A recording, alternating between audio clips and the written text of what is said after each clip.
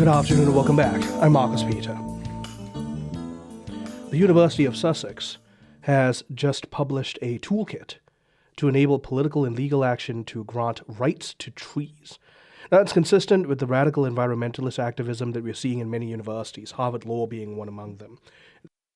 In fact, Harvard Law is now teaching nature rights principles and strategies to students.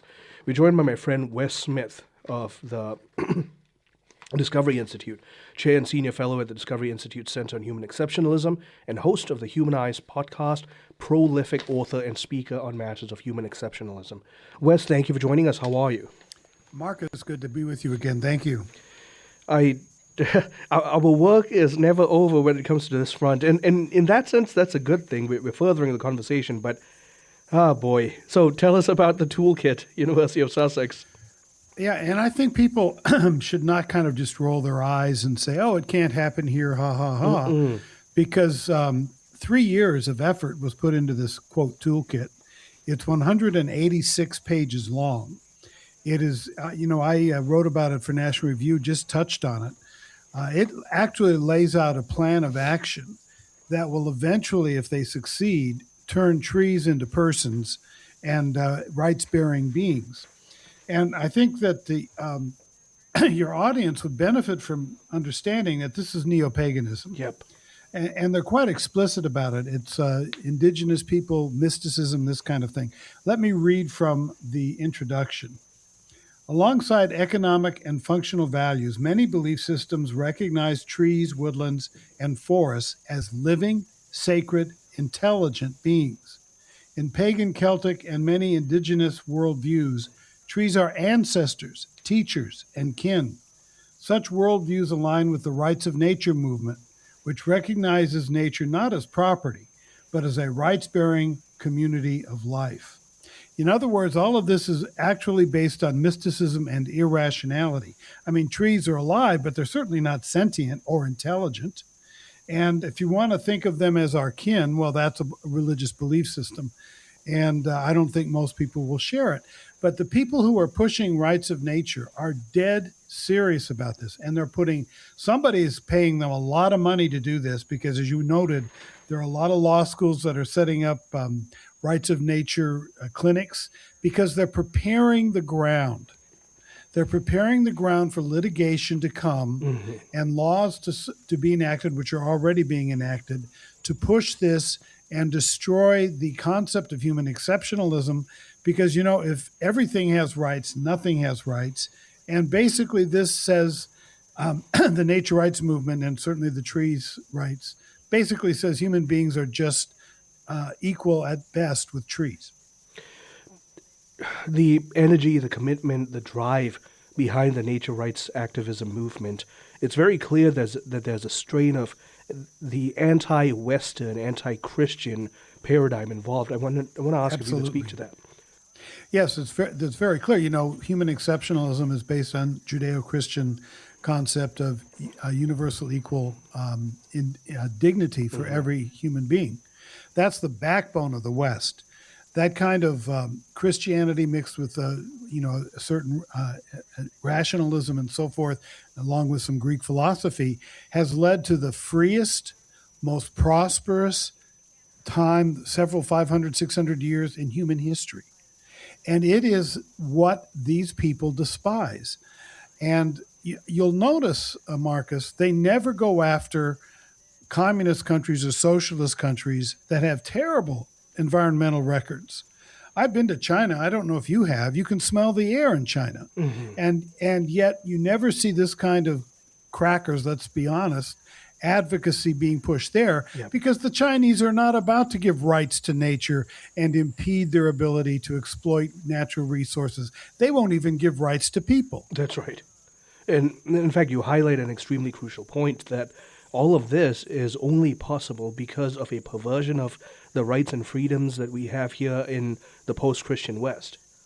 Yes, and the post-Christian West is becoming the anti-Christian West, and there is a real active attempt to destroy Christianity as the let's say the fundamental foundation of society. And we're not talking necessarily about people who have to believe, but certainly the moral philosophy that Christianity and Judaism inspired led to the liberties we have today, directly to them.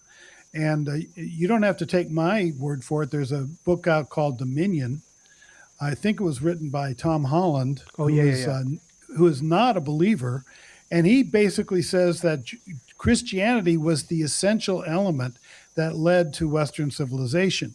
And he's not a believer. So he's a very well-respected secular historian. So there's no question about that. And this, of course, flies right in the face of it. Let me give you some of the rights that trees will be having should these people succeed. The right to exist, to be respected for their inherent value. So it's intrinsic tree dignity. Mm-hmm. The right to flourish and maintain and generate life cycles, structures, functions, and evolutionary processes. What that would mean for forestry and the timber industry, land clearance, is really remarkable. The right to respirate, to have unpolluted air of sustainable suitable temperature. Well, that's all because this is going to all end up with a lot of lawsuits about global warming and legally attacked industries and so forth. The right to healthy soil, the right to abundant and undisturbed nutrients, et cetera, the right to water, the right to unpolluted water. These rights would create a positive duty on humans to ensure that all trees receive sufficient nutrients. And this one, I'll just skip past some of it. Trees should have the right to die with dignity. Die with dignity. And they say, and what they define it as to die in situ with dignity, with decay, understood as regenerative process that sustains soils, biodiversity, and future growth. So if you have a copse of woods, and you have some trees that are beginning to fall and falter and so forth, you can't go cut them down. You've got to let them stay there and die with dignity. How many people's homes will have trees fall on them when they die with dignity? If we could go just a little back too, with all these legal structures put in place, if they are put in place, the right to be represented means any person with an axe to grind and half an iota of reason and a copious amount of lunacy would represent trees because trees and nature now have the right to be represented for their cause. Right. And by the way, there are rights of nature laws already in effect. At least 8 rivers, and we're talking about geological features.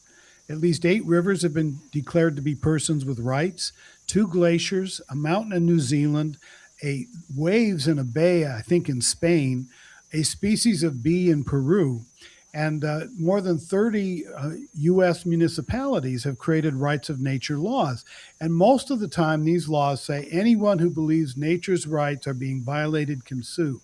That means the most extreme environmentalist, it'll be up to them to decide whether something can go forward, not to mention the lawfare potentialities. Hey, that's a nice project you got there. It would be a shame if nature sued. And I've one of the cities that declared rights of nature is Santa Monica. I grew up in Los Angeles. I know Santa Monica like the back of my hand. Mm-hmm. There's no nature left in Santa Monica, trust me. Mm. So why would they pass a rights of nature ordinance? Because it's an ideological statement that humans are just another animal in the forest. And Marcus, if that's how we define ourselves, that's precisely how we will act. Yep. And that's exactly where this is all going to lead, this neo-paganism. In fact, in every pagan culture, we've always seen that the exceptionalism of the human person not only gets watered down, it just gets rejected outright. Yeah, and the concept of human beings have unique dignity goes away. But there's also, here's something that's really illogical. Okay, so if you give nature or trees or oceans, because there's been ocean rights, river rights, this kind of thing, if they have rights, only humans will have to honor those rights. Trees won't have to honor each other's rights because they can't. And also they won't have to honor our rights because they can't.